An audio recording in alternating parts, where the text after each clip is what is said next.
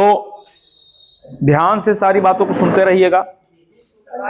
आज हम लोग बात करने वाले हैं, जहां से हम लोगों का छूटा था उसको आगे बढ़ाने का प्रयास किया जाएगा।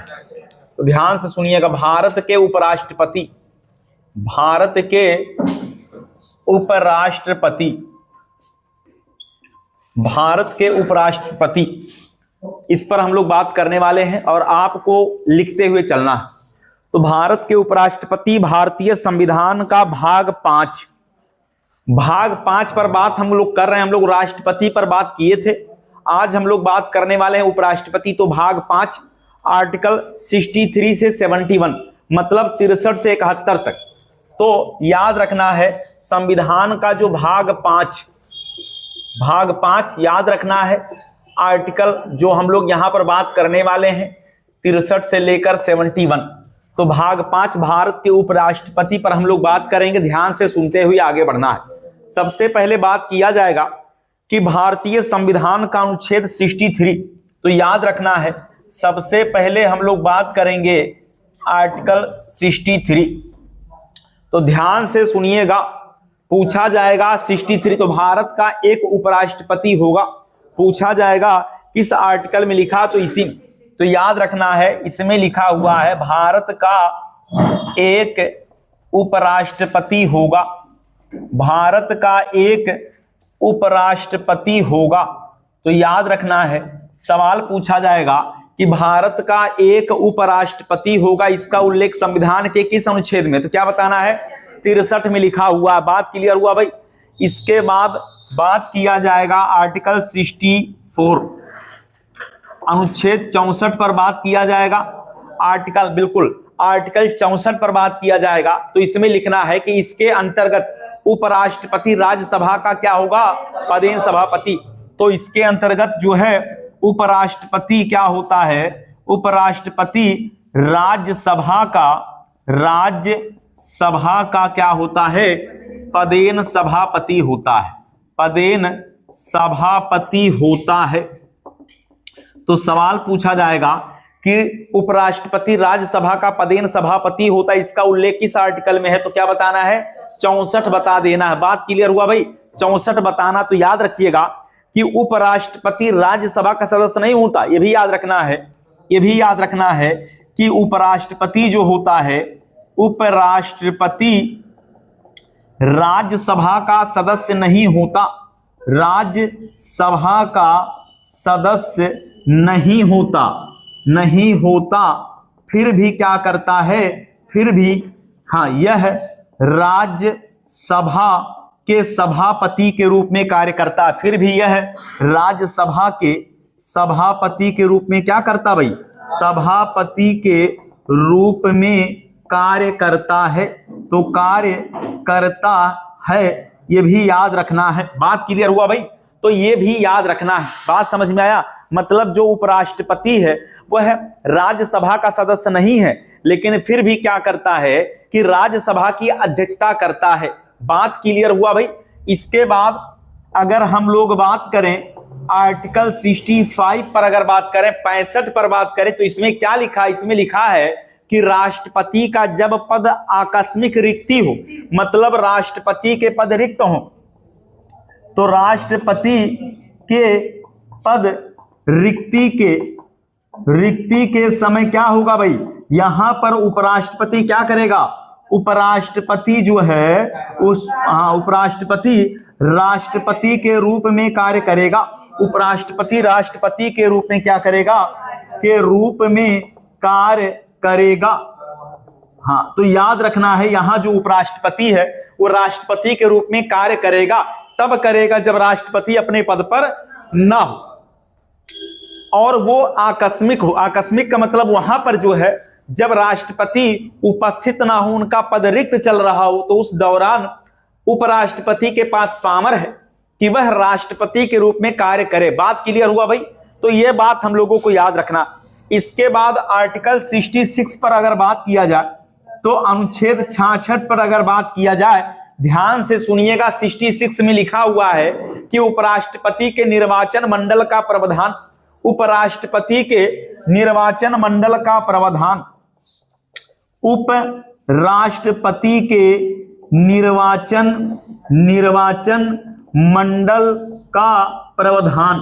तो याद रखना है, यह सवाल पूछा जाएगा कि किस अनुच्छेद में उपराष्ट्रपति के निर्वाचन मंडल का प्रावधान है। तो अनुच्छेद 66 में लिखा हुआ है। बात समझ में आया, किसमें लिखा है? 66 में लिखा हुआ है। याद रखना है, हम आपको बता दें कि उपराष्ट्रपति के निर्वाचन में संसद के सभी सदस्य भाग लेते हैं। तो याद रखना है, अगर यह पूछा जाए कि उपराष्ट्रपति के निर्वाचन में कौन कौन भाग लेता है, तो उपराष्ट्रपति के निर्वाचन में संसद के सभी सदस्य भाग लेते हैं। सभी सदस्य क्या करते हैं? भाग लेते हैं। तो याद रखना है कि यहां पर संसद के जितने भी लोग हैं, लोकसभा और राज्यसभा दोनों मिलाकर उपराष्ट्रपति को वोट देते हैं। जितने भी लोग हैं सभी लोग किसको वोट देते हैं? उपराष्ट्रपति को वोट देते हैं। बात समझ में आया भाई? हमने राष्ट्रपति वाले में बताया था कि राष्ट्रपति के चुनाव में केवल संसद के निर्वाचित सदस्य भाग लेते हैं, हमने बताया था। और राज्यों के विधानसभाओं के निर्वाचित सदस्य भाग लेते हैं। दिल्ली, पुडुचेरी और जम्मू के विधानसभाओं के निर्वाचित सदस्य भाग लेते हैं। लेकिन उपराष्ट्रपति के इलेक्शन में याद रखना, इसमें संसद के जितने भी सदस्य हैं सभी लोग क्या करते हैं? सभी लोग भाग लेते हैं, चाहे वो राज्यसभा के निर्वाचित हो या मनोनीत हो।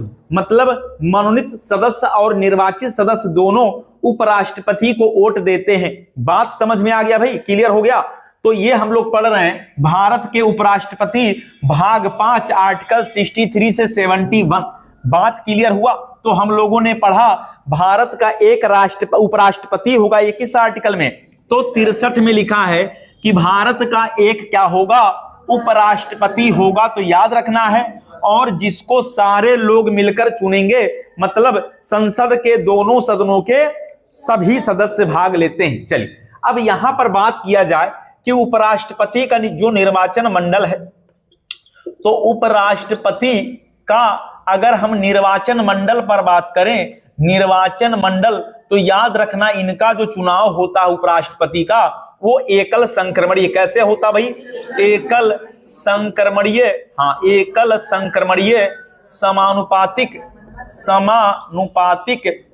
हाँ मत पद्धति के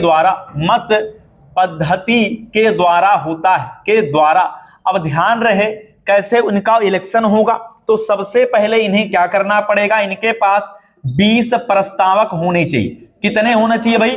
20 प्रस्तावक, और 20 ही होना चाहिए अनुमोदक। तो उपराष्ट्रपति के इलेक्शन में कितने प्रस्तावक? 20। कितने अनुमोदक होने चाहिए? 20। और 15,000 रुपए जमानत राशि के रूप में जमा करना है। किसके अकाउंट में?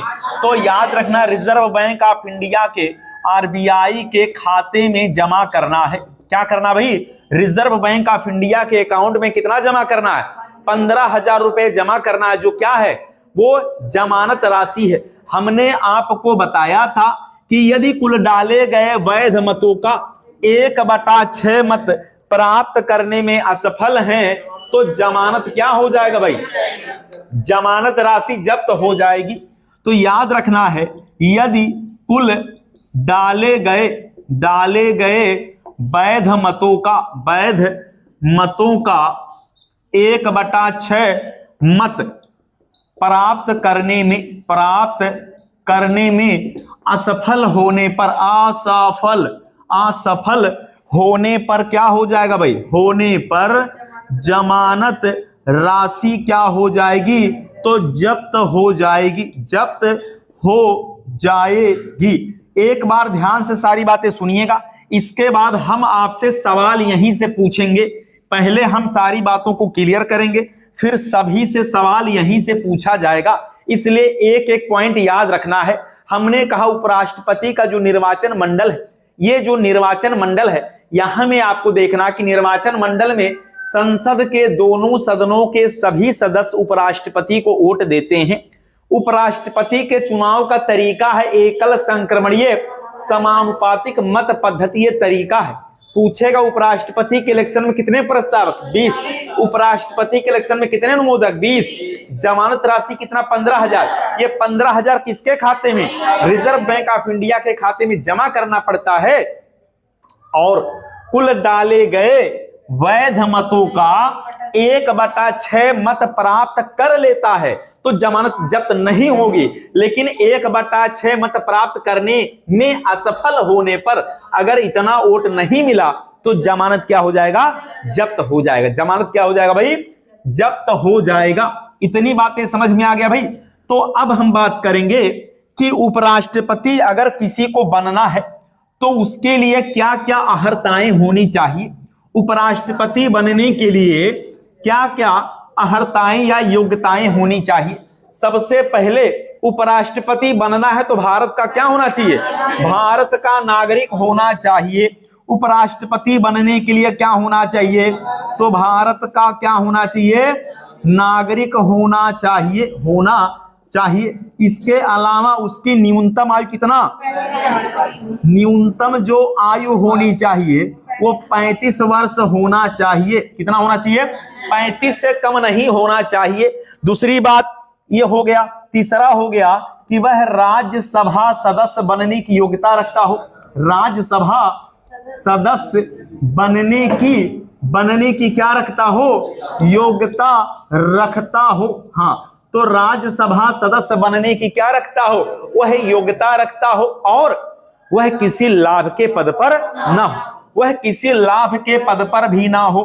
तो याद रखना है, किसी लाभ के पद पर ना हो, किसी लाभ के पद पर ना हो, पद पर ना हो, ये भी याद रखना है। इतनी बातें होनी चाहिए उपराष्ट्रपति बनने के लिए। यहां पर हमने आपको कोई एजुकेशन बताया क्या, कोई एजुकेशन नहीं बताया। मतलब अगर राष्ट्रपति बनना है तो पढ़ा लिखना होना आवश्यक है क्या, नहीं। राष्ट्रपति बनना, उपराष्ट्रपति बनना, प्रधानमंत्री बनना, मंत्री बनना, कुछ भी बनना, नेता बनना है तो पढ़ाई लिखाई की आवश्यकता नहीं है। बात समझ में आ गया भाई। चलिए, इसके बाद हम लोग बात करेंगे कि संविधान का जो आर्टिकल 69 कहता है, क्या कहता है।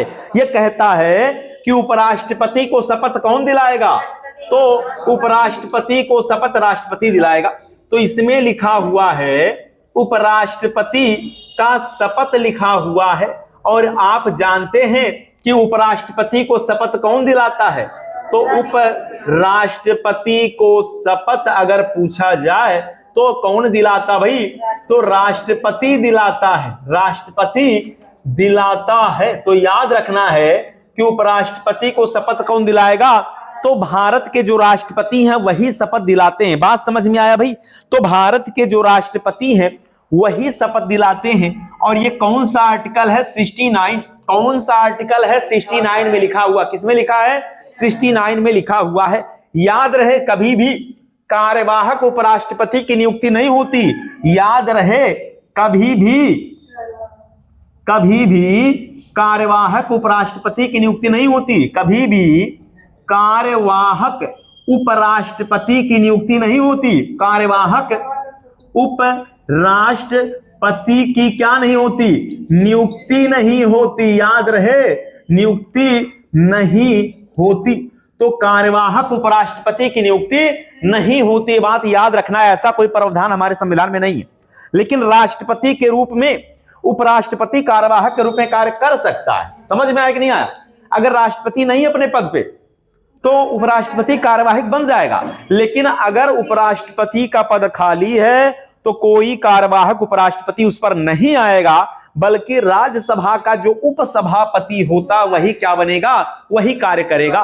और 6 महीने के अंदर क्या होना चाहिए, चुनाव कराना आवश्यक होता। कितना, 6 महीने के अंदर चुनाव कराना आवश्यक होता है। इतनी बातें अगर आपके समझ में आया तो हम बात कर लें कि अगर उपराष्ट्रपति अपना इस्तीफा देगा तो किसे देगा। तो याद रखना है, उपराष्ट्रपति अपना इस्तीफा किसे देते हैं, राष्ट्रपति को। तो उपराष्ट्रपति अपना त्याग पत्र किसे देते हैं, तो अपना त्याग पत्र जो है राष्ट्रपति को सौंपते हैं। किसको, राष्ट्रपति को देते हैं। तो उपराष्ट्रपति जो है अपना जो त्याग पत्र देना होता है, इस्तीफा किसे दे देते हैं? तो हाँ, राष्ट्रपति को अपना इस्तीफा सौंप देते हैं। ये वाला बात याद रखिएगा। और ऐसे ही राष्ट्रपति भी उपराष्ट्रपति को इस्तीफा देते हैं। समझ में आया? अब अगर बात करें कि उपराष्ट्रपति का कार्यकाल कितना होता है, तो उपराष्ट्रपति का कार्यकाल कितना होता है? 5 वर्ष होता है। उपराष्ट्रपति का कार्यकाल पूछा जाएगा कितना, बताइएगा?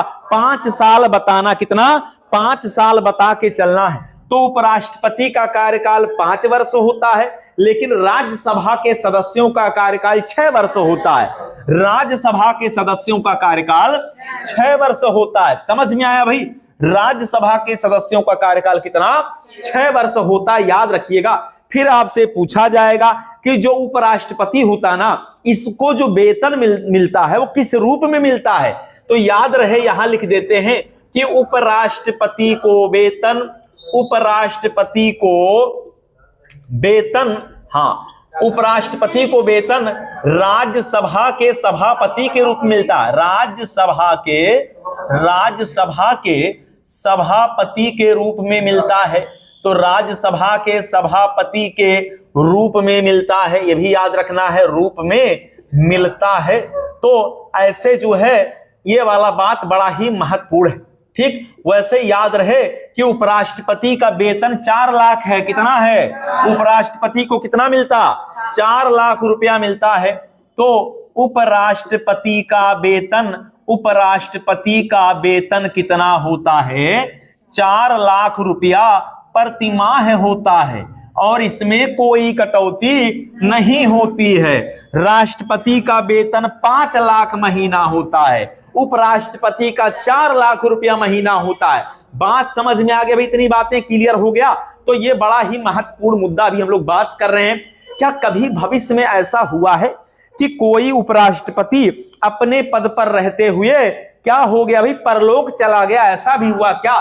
तो याद रखना है, एक भारत के उपराष्ट्रपति थे, नाम था कृष्णकांत। क्या नाम था? तो कृष्णकांत याद रखना, नोट करके लिख लेना है कि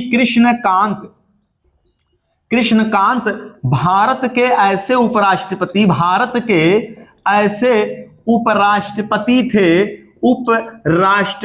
थे जिनका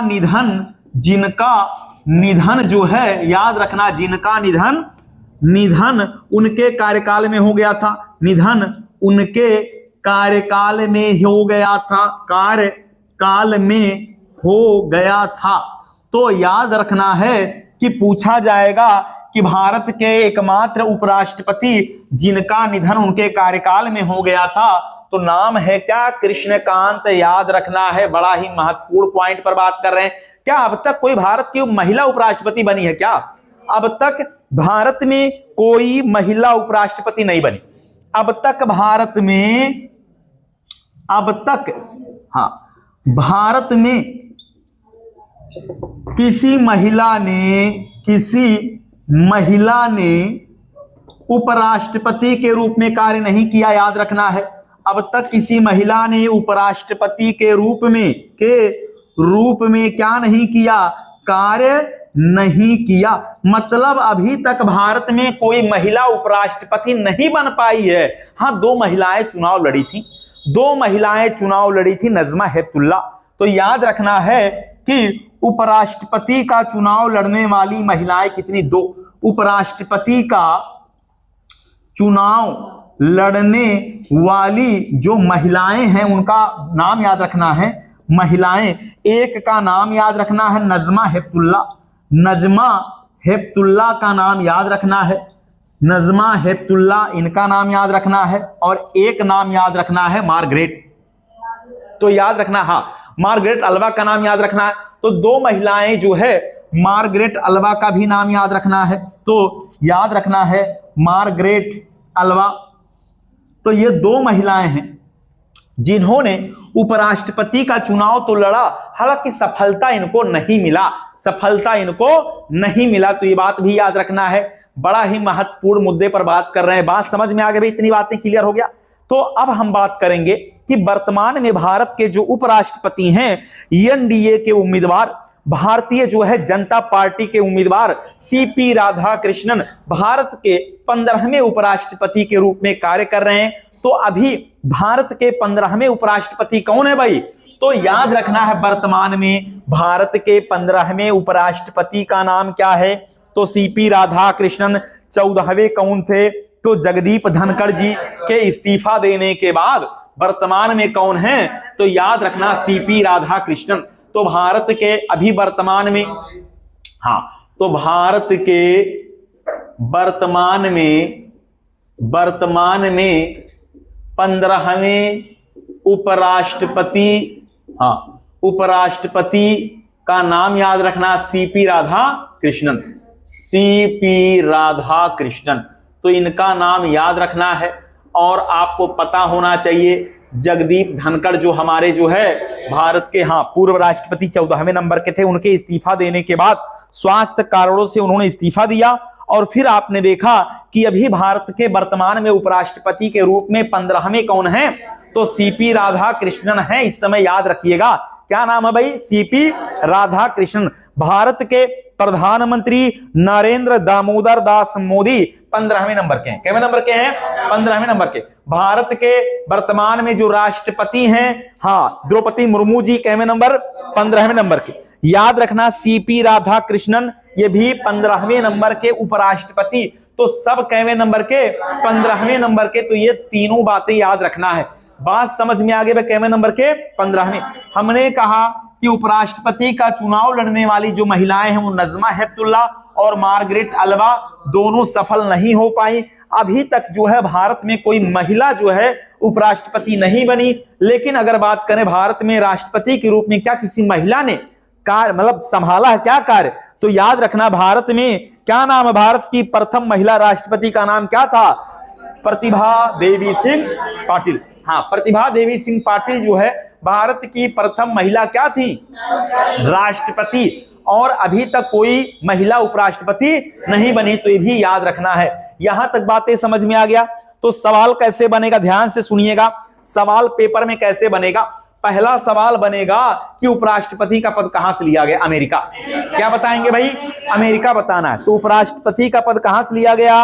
अमेरिका से। दूसरा सवाल पूछा जाएगा कि भारत का एक उपराष्ट्रपति होगा, इसका उल्लेख किस आर्टिकल में है? तो 63 में। किसमें है? 63। तीसरा सवाल पूछा जाएगा कि उपराष्ट्रपति किस सदन का सदस्य होता है? आप बताएंगे किसी भी सदन का नहीं होता। अरे उपराष्ट्रपति ना तो लोकसभा का होता ना ही राज्यसभा का होता है, लेकिन उसके बाद भी वह राज्यसभा की क्या करता है? अध्यक्षता करता है। फिर पूछा जाएगा कि उपराष्ट्रपति को कितना वेतन मिलता है? 4 लाख रुपए। फिर पूछा जाएगा कि उपराष्ट्रपति को 4 लाख वेतन किस रूप में मिलता है? तो राज्यसभा की सभापति के रूप में मिलता है। फिर पूछा जाएगा कि उपराष्ट्रपति का कार्यकाल कितना होता है? 5 साल होता। कितना होता है? 5 साल होता है। फिर पूछा जाएगा क्या किसी ने आज तक कार्यवाहक उपराष्ट्रपति के रूप में कार्य किया? आप कहेंगे नहीं किया। नहीं किया। बात समझ में आया? कोई भी कार्यवाहक उपराष्ट्रपति अब तक नहीं बना है। फिर पूछा जाएगा कि उपराष्ट्रपति के निर्वाचन का रीति क्या, तरीका क्या है? तो आप बताएंगे एकल संक्रमणीय समानुपातिक मत पद्धति के द्वारा होता है। फिर पूछा जाएगा कि उपराष्ट्रपति के निर्वाचन मंडल में कौन कौन भाग लेता है? दोनों सदनों के सभी सदस्य। दोनों सदनों के सभी सदस्य भाग लेते हैं। बात समझ में आया? दोनों सदनों के सभी सदस्य भाग लेते हैं। क्लियर हो गया?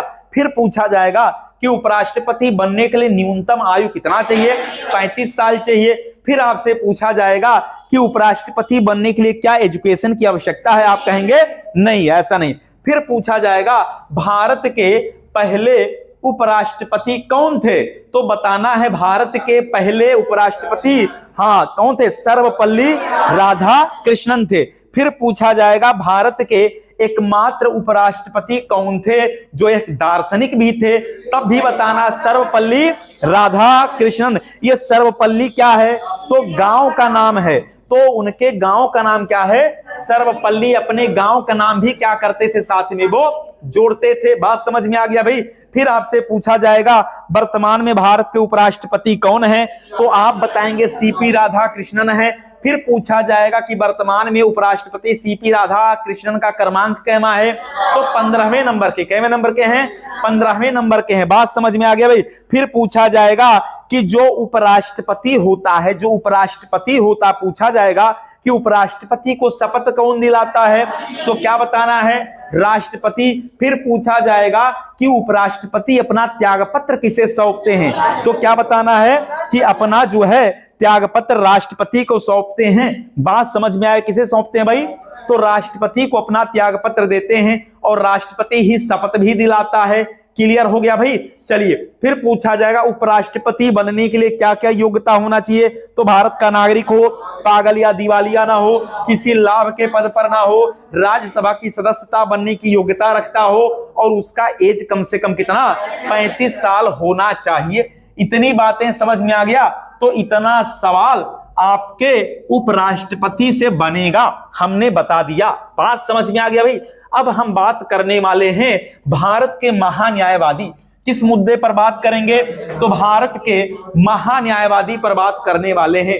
तो ध्यान से सुनिएगा, बात किया जाएगा महान्यायवादी। हाँ, ये जो है अनुच्छेद 76 है भाई। तो याद रखना है, ये संविधान का जो आर्टिकल है वो 76 है। तो महान्यायवादी का उल्लेख संविधान के किस अनुच्छेद में है? तो आपको बताना 76 में। अनुच्छेद 76 कहता, भारत के संविधान में लिखा है कि महान्यायवादी की नियुक्ति कौन करेगा? राष्ट्रपति करेगा। तो 76 में लिखा हुआ है, अनुच्छेद 76 कहता है कि भारत के महान्यायवादी की नियुक्ति कौन करता है, तो बता देना है भारत के महान्यायवादी की नियुक्ति अगर पूछा जाए तो क्या बताना भाई? हाँ, राष्ट्रपति करते हैं। कौन? तो राष्ट्रपति। याद रखना है कि राष्ट्रपति करता है। बात समझ में आ गया भाई? तो हाँ, 76 वाला आर्टिकल बड़ा ही महत्वपूर्ण है और पूछा जाएगा, अगर याद ना आ रहा है तो फंस जाएंगे आप। फिर पूछा जाएगा कि जो महान्यायवादी होता है, इसके बारे में याद रखना है कि राष्ट्रपति के प्रसाद पर्यंत पद धारण करता है। तो याद रखना है महान्यायवादी राष्ट्रपति के प्रसाद पर्यंत पद धारण करता है। प्रसाद पर्यंत पद धारण करता है। तो ये भी याद रखना है कि हाँ, किसके? तो राष्ट्रपति के प्रसाद पर्यंत पद धारण करता है। मतलब क्या इसका कोई लिमिटेड अगर पूछा जाए कार्यकाल है क्या? नहीं। राष्ट्रपति जब तक चाहेगा तब तक महान्यायवादी रहेगा और अगर वो ना चाहे तो वो नहीं रहेगा। बात क्लियर हो गया? चलिए, तो पूछा जाएगा कि महान्यायवादी बनने के लिए योग्यता क्या होना चाहिए, तो महान्यायवादी बनने के लिए याद रहे कि सुप्रीम कोर्ट के जज बनने की योग्यता होनी चाहिए, वही होना चाहिए। समझ गए भाई? तो महान्यायवादी बनने के लिए अगर पूछा जाए योग्यता, तो याद रखना है कि वही योग्यता है क्या भाई? वही योग्यता है क्या? वही योग्यता जो हाँ सर्वोच्च न्यायालय, समझ गए भाई? तो सर्वोच्च न्यायालय के न्यायाधीश बनने का होता है। न्यायाधीश बनने का होता है। समझ गए भाई? बनने का होता है। आप कहेंगे क्या क्या होता है? क्या आपने लिख दिया, हम तो समझ ही नहीं पाए। आप कहते हैं वही होता है, तो वही क्या होता है भाई? तो वही में आपको यह समझना है कि कम से कम 10 वर्ष तक क्या हो। हाँ, पहला पॉइंट यहां पर लिख देते हैं कि हाँ 10 वर्ष तक क्या हो? 10 वर्ष तक अधिवक्ता के रूप में कार्य किया हो। अधिवक्ता के हाँ रूप में कार्य किया हो या क्या होना चाहिए? या यहाँ पर 5 वर्षों तक क्या हो भाई? 5 वर्षों तक हाँ 5 वर्षों तक उच्च न्यायालय में क्या रहा हो? उच्च न्यायालय में न्यायाधीश रहा हो। राष्ट्रपति के नजर में क्या हो भाई? हाँ, राष्ट्रपति के नजर में विधि क्या हो? विधिवेत्ता हो। हाँ, विधिवेत्ता हो। ठीक, मतलब न्याय का सबसे बड़ा जानकार हो। न्याय का क्या हो?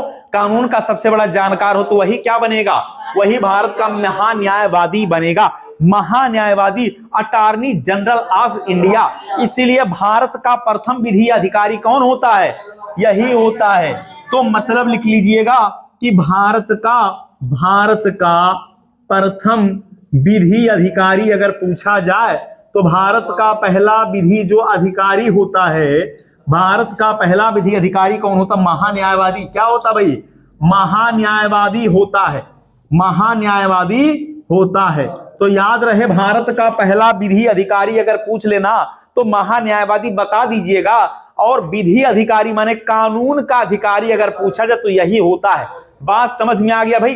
तो याद रखना है, यहां पर और भी महत्वपूर्ण मुद्दे पर बात कर लेते हैं कि महान्यायवादी की सहायता के लिए, बिल्कुल करेक्ट, महान्यायवादी की सहायता के लिए, महान्यायवादी की सहायता के लिए हाँ क्या होते हैं भाई, सॉलिसिटर जनरल ऑफ इंडिया होते हैं। ठीक है, तो इनकी सहायता के लिए हाँ सॉलिसिटर जनरल ऑफ इंडिया की नियुक्ति होती है, जनरल ऑफ इंडिया हाँ की नियुक्ति होती है, सॉलिसिटर जनरल ऑफ इंडिया की क्या होती है, नियुक्ति होती है। तो याद रखना है कि जो सॉलिसिटर होते हैं, कि वो सॉलिसिटर जो होते हैं वो महान्यायवादी के नीचे काम करते हैं। मतलब एक वकील के नीचे उनका जो जूनियर वकील होता है उसको सॉलिसिटर कहते हैं, जो हेड होता है उसको महान्यायवादी कहते हैं। तो महान्यायवादी की सहायता के लिए कौन होता है, सॉलिसिटर जनरल होता है। और इसकी नियुक्ति भी कौन करता भाई, राष्ट्रपति करते हैं। कौन करते हैं, तो राष्ट्रपति करते हैं। समझ में आ गया भाई।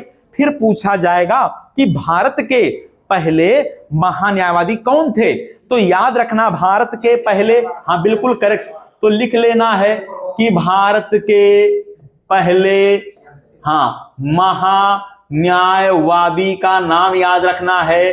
तो इनका नाम याद रखना है एमसी सीतलवाड़।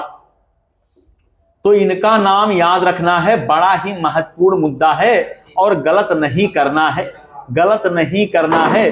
तो एमसी सीतलवाड़ का नाम याद रखिएगा, यही है। वर्तमान में है आर वेंकट मड, यही है ना। हाँ चलिए, तो अभी याद रखना है वर्तमान में महान्यायवादी यहां लिख देते हैं। हाँ वर्तमान में कौन है, तो आर वेंकटर मणि। हाँ अभी आर वेंकटर मणि का नाम याद रखना है। यही भारत में क्या है, वर्तमान में महान्यायवादी, यही वर्तमान में महान्यायवादी। तो इतने, बिल्कुल इतने सवाल पेपर में छपेगा। तो पूछा जाएगा महान्यायवादी संविधान के किस अनुच्छेद में, 76 बताइएगा। भारत के पहले महान्यायवादी का नाम था एमसी सीतलवाड़, और अभी हैं आर वेंकटर मणि हैं। और महान्यायवादी की नियुक्ति राष्ट्रपति करते हैं। इनका कार्यकाल फिक्स नहीं होता, क्योंकि राष्ट्रपति के प्रसाद पर्यंत कार्य करते हैं। और याद रखना है कि जो महान्यायवादी है अगर बनना है तो सुप्रीम कोर्ट के जज बनने की जो योग्यता होती है वही यहां पर महान्यायवादी बनने की योग्यता होती है। अर्थात 10 वर्ष तक अगर कोई अधिवक्ता के रूप में कार्य किया हो, या 5 वर्षों तक अगर वो हाई कोर्ट के किसी भी जो न्यायालय में वकालत मतलब जज रहा हो, या राष्ट्रपति की नजर में विधिवेत्ता रहा हो, तो उसे भारत का महान्यायवादी नियुक्त किया जा सकता है। महान्यायवादी की सहायता के लिए एक सॉलिसिटर जनरल होते हैं, और जिनकी नियुक्ति भी कौन करता है, राष्ट्रपति करता है। समझ में आ गई भाई इतनी बातें। चलिए, तो थोड़ा सा हम बहुत तेजी से नहीं पढ़ा रहे, इतने में आपके समझ में आ जाना चाहिए। फिर हम एक बार क्वेश्चन आंसर में रिपीट करवा देंगे, ठीक है ना भाई। क्लियर हो गया। अब इसके बाद महान्यायवादी के बाद हमें बात करना CAG, controller auditor of general. हाँ मतलब हम बात करने वाले हैं अभी नियंत्रक एवं महालेखा परीक्षक। तो यहां थोड़ा सा मिटाएंगे और आप जो है ऊपर वाली बात को लिख लेंगे भाई। ये सारी बातों को आप 2-3 लाइन लिखिएगा, फिर हम मिटाते रहेंगे और आप लिखते रहेंगे। बताइए भाई, क्लियर हो गया। चलिए, तो ये वाला मिटा दें। आर वेंकटर मणि अभी वर्तमान में है, अभी आर वेंकटर मणि जो है ये वर्तमान में। अभी हमें बात करना है किस पर, तो CAG, जिसको कहते हैं हाँ नियंत्रक एवं महालेखा परीक्षक पर बात करने वाले हैं। तो याद रखना है नियंत्रक एवं महालेखा परीक्षक पर बात करने वाले हैं हम। जो है हाँ, जो बातें बता रहे हैं उसको ध्यान से यदि आपने समझ लिया तो इसके बाहर कोई सवाल चला जाएगा तो हमें बताइएगा, कोई भी सवाल बाहर नहीं जाएगा। तो संविधान का आर्टिकल 148 याद रखना है, कौन सा? अनुच्छेद 148 याद रहे। आर्टिकल 148 कहता है कि भारत का नियंत्रक महालेखा परीक्षक होगा। क्या होगा भाई? इसी में भारत के नियंत्रक एवं महालेखा परीक्षक की बात किया गया भाई, महालेखा परीक्षक। हाँ, तो कहा गया है कि भारत का नियंत्रक एवं महालेखा परीक्षक होगा। ठीक, क्या होगा भाई? नियंत्रक एवं महालेखा परीक्षक होगा। और याद रहे कि जो नियंत्रक एवं महालेखा परीक्षक होता है यही तो भारत के सभी पैसे का हिसाब किताब यही तो करता है भाई। कौन? नियंत्रक एवं महालेखा परीक्षक। तो याद रखना, पूछा जाएगा कि नियंत्रक एवं महालेखा परीक्षक के कर्तव्य एवं शक्ति किसमें लिखा है? 149। तो नियंत्रक एवं महालेखा परीक्षक, नियंत्रक एवं महालेखा परीक्षक के कर्तव्य एवं शक्तियां, के कर्तव्य एवं क्या लिखा हुआ भाई? शक्तियां। अगर पूछा जाए तो उनके कुछ कर्तव्य हैं और कुछ उनके पास शक्तियां हैं, वही कर्तव्य और शक्तियों को समझ लेना है तो आपका काम हो जाएगा, बन जाएगा। तो पूछा जाएगा जो अनुच्छेद 150 है ना, उसमें लिखा संघ के और राज्य के लेखाओं का प्रारूप। इसमें लिखा हुआ है कि संघ के और राज्य के लेखाओं का प्रारूप। इसमें लिखा हुआ है संघ के एवं राज्य के लेखाओं का प्रारूप। क्या लिखा भाई? ये दोनों का प्रारूप है, मतलब राज्य और सेंट्रल दोनों का प्रारूप है। तो ये जो नियंत्रक महालेखा परीक्षक होता है ना, वो केवल राज्य की नहीं बल्कि केंद्र और राज्य दोनों के जो है हिसाब किताब को रखता है। तो सबका हिसाब किताब कौन रखता है? नियंत्रक एवं महालेखा परीक्षक जो है, इसके पास जो है हिसाब किताब रखने का पूरा रजिस्टर होता है, पूरा एक एक पैसे का हिसाब करता है। जनता से सरकार टैक्स लेती है, तो जब जनता से सरकार टैक्स लेती है तो वो रखा जाता है संचित निधि में। कहा जाता भाई? जैसे हमने कोई टैक्स दिया ना तो पैसा कहां जाएगा? संचित निधि में जाएगा। आपने कुछ भी खरीदा और टैक्स पेमेंट किया तो कहां जाएगा? संचित निधि में जाएगा। और याद रहे संचित निधि का उल्लेख संविधान के 266 में। किसमें भाई? 266 में संचित निधि लिखा हुआ है। इसके अलावा सरकार के पास एक गोल्लक और है। आप कहेंगे गोल्लक क्या होता है? जिसमें हम पैसा स्टोर करते हैं, उसको आकस्मिक निधि कहते हैं। तो पूछा जाएगा आकस्मिक निधि। हाँ, तो आकस्मिक निधि अगर पूछा जाए, आकस्मिक निधि तो ये हाँ 267 में ये दो बातें याद रहे। ये हमारे पास एक है संचित निधि, एक होता है क्या? आकस्मिक निधि होता है। तो पूछा जाएगा दोनों का आर्टिकल, आपकी जिम्मेदारी है आर्टिकल। अच्छा, ये गोल्लक में जो पैसा रखा जाता ना, ये गोल्लक की रक्षा हिसाब किताब कौन करेगा? यही नियंत्रक एवं महालेखा परीक्षक, इसी की जिम्मेदारी है। एक एक रुपया लिखता रहता, हाँ इसमें कितना पैसा है, इतना पैसा है, इसमें कितना पैसा, इस गोल्लक में इतना पैसा है, अब कितना पैसा आया, इतना पैसा है। सबका एक एक रुपए का हिसाब किताब कौन करता है? तो नियंत्रक एवं महालेखा परीक्षक। यहां से निकाल कर हम राष्ट्रपति को वेतन देते हैं, इसी गोल्लक से निकाल कर पैसा किसे देते हैं? राष्ट्रपति को। तब भी हिसाब कौन कर लेगा? लिख लेगा। इतना पैसा दिया गया, इतना पैसा दिया गया उत्तर प्रदेश को, इतना पैसा बिहार को, इतना पैसा झारखंड, मतलब जितना भी पैसा पेमेंट होता है सबका हिसाब किताब कौन रखता है? कैग, नियंत्रक एवं महालेखा परीक्षक। आप जो जब देखते हैं कि मोदी जी आए और मोदी जी ने कहा कि उत्तर प्रदेश के विकास के लिए हमने 2000 करोड़ दे दिया, तुरंत लिख लेगा 2000 करोड़ कहें।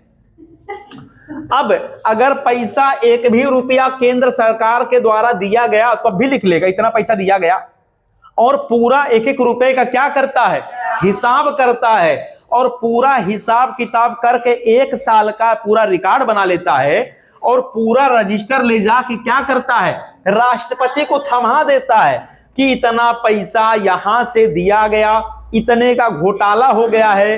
बात समझ में आया?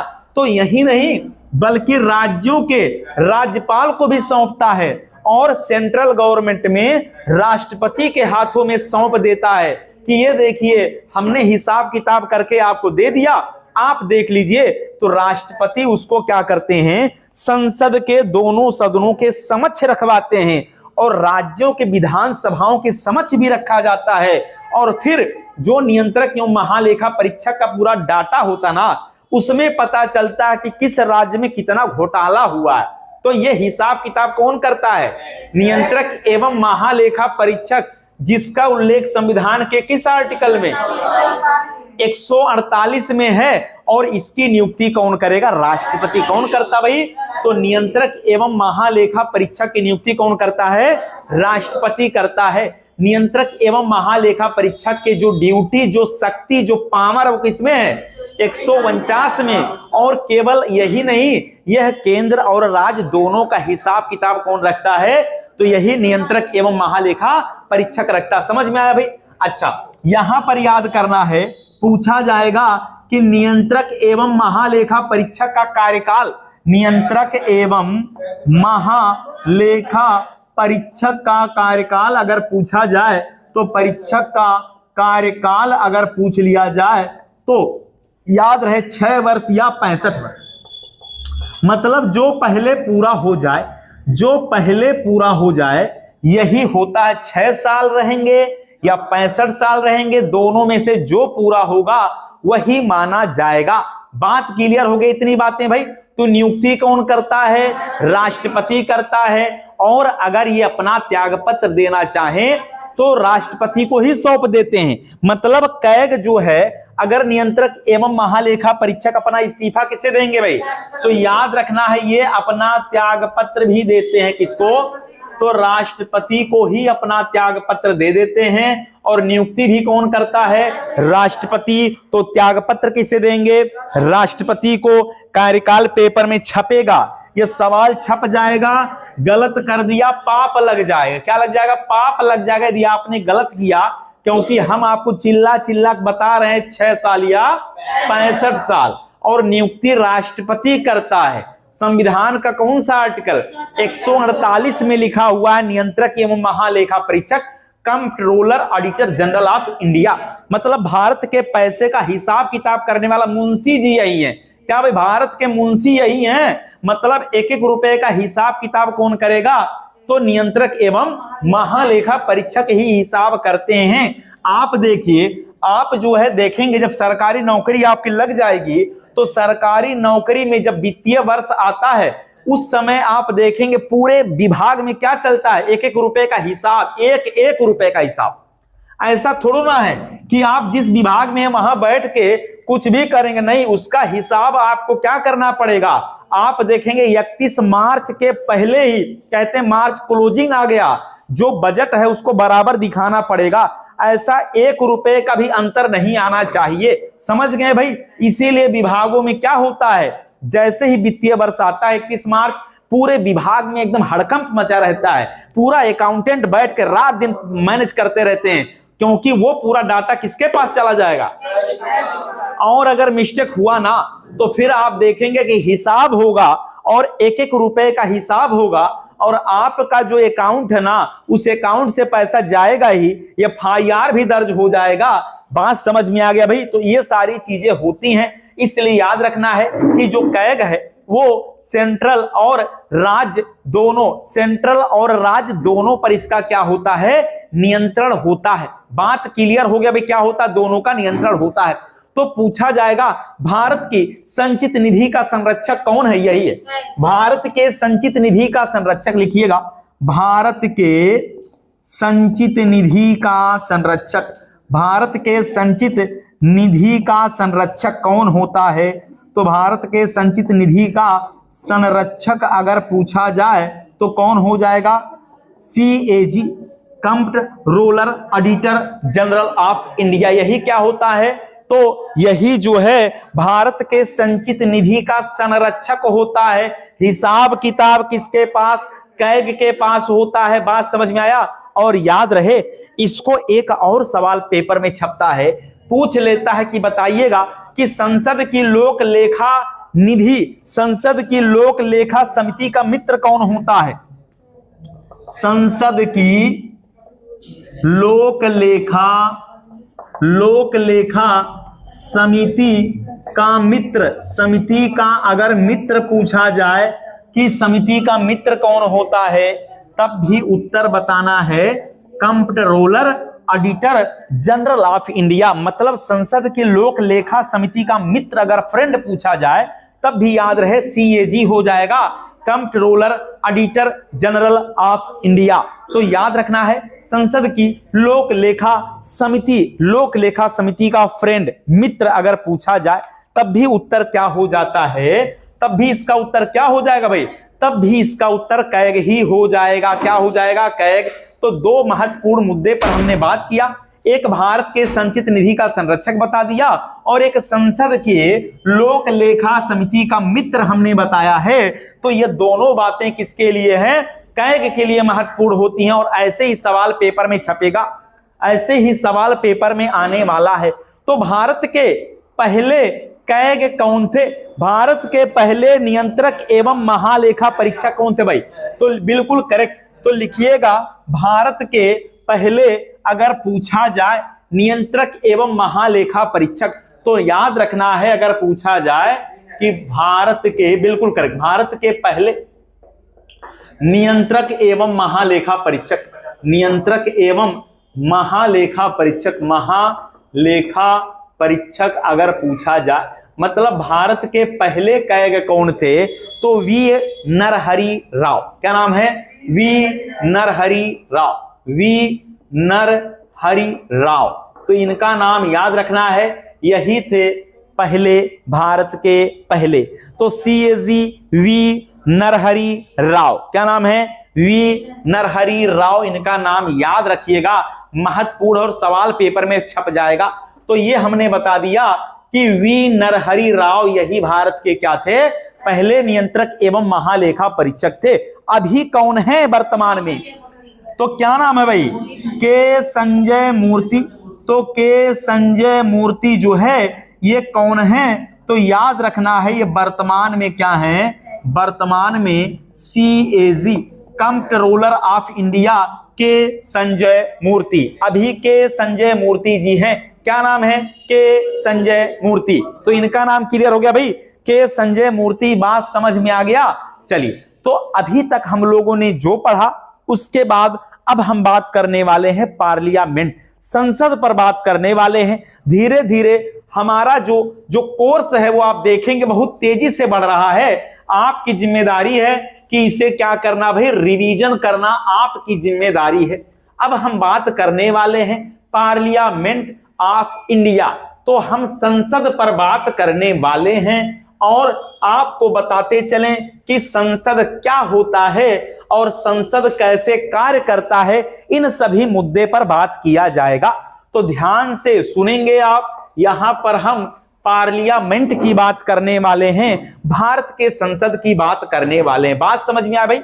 संविधान का आर्टिकल 79 कहता है कि भारत के लिए एक संसद होगा। तो आर्टिकल 79 कौन सा आर्टिकल भाई? 79 कहता है। तो याद रखना है कि संविधान का अनुच्छेद 79 में क्या लिखा भाई? इसमें संसद क्या लिखा हुआ है?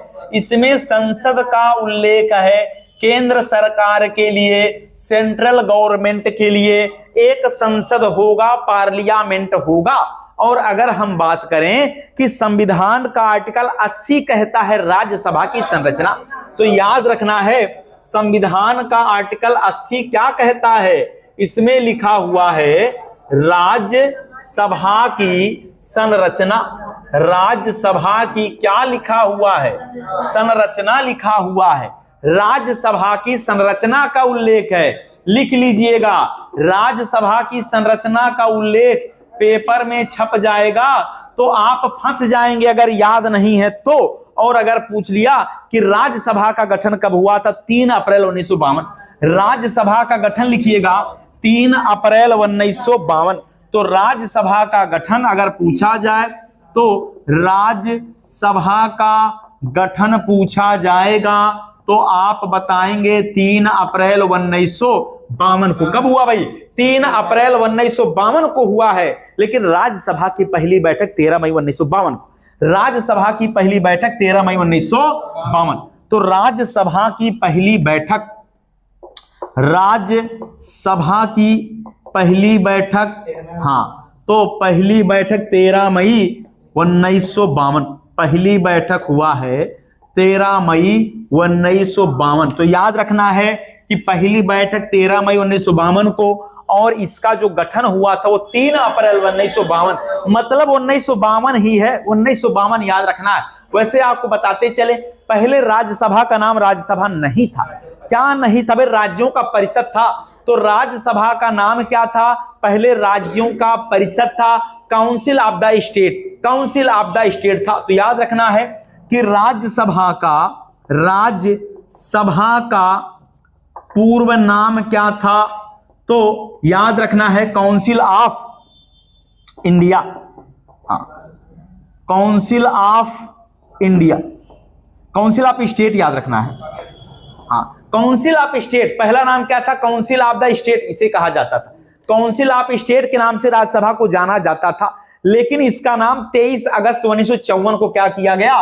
23 अगस्त 1954 को इसका नाम हो गया राज्यसभा। तो हाँ, याद रखना है काउंसिल ऑफ स्टेट्स का नाम बदलकर 23 अगस्त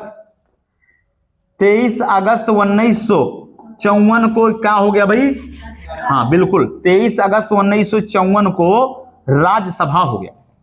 23 अगस्त 1954 को हो गया, राज्यसभा हो गया।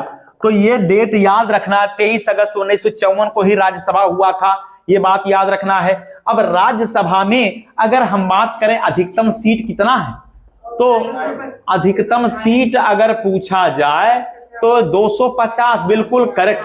राज्यसभा में, तो राज्यसभा में अधिकतम सीट कितना है? 250 सीट है। कितना है? 250 सीट, अधिकतम 250 है। लेकिन वर्तमान में 245 सीट। वर्तमान में कितना सीट है? तो वर्तमान में राज्यसभा में 245 सीट है। वर्तमान में राज्यसभा में कितना? तो राज्यसभा में 245 सीट है। समझ में आया भाई? वर्तमान में कितना है? इसमें 233 सीटों पर चुनाव होता है और 12 पर क्या मनोनयन। तो 233 पर होता है निर्वाचन।